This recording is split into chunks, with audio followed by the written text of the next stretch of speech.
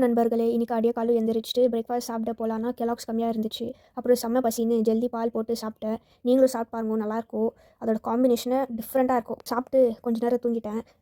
தூங்கி எந்திச்சி பார்த்தா நம்மளோட நாள் ப்ரோ வாக்கிங்கோ எக்ஸசைஸ் பண்ணியிருந்தாரு. சும்மா ஏன் ப்ரோவை டிஸ்டர்ப் பண்ணணுன்ட்டு நான் போயிட்டு என் வேலையை பார்த்துருந்தேன். நம்மளுக்கு ரூம் க்ளீன் பண்ணுற வேலை தான். ரூமே சிரிச்சிருந்துச்சு க்ளீன் பண்ணிட்டேன்ட்டு.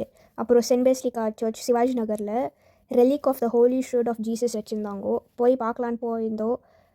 குருத்வார் இருந்துச்சு. பிரிட்டிஷ்காரங்கோ கட்டியிருந்து 1943ல். அதை இனோகிரேட் பண்ணியிருந்து 1945ல். பார்த்தாக்கா சிந்தியாக இருந்துச்சு. அது அவ்வளோ அழகாக கட்டிக்கிறாங்கோ. ஃபுல் ஒயிட்டு காம்பினேஷனாக ஒரு மாதிரி டிஃப்ரெண்ட்டாக இருந்துச்சு.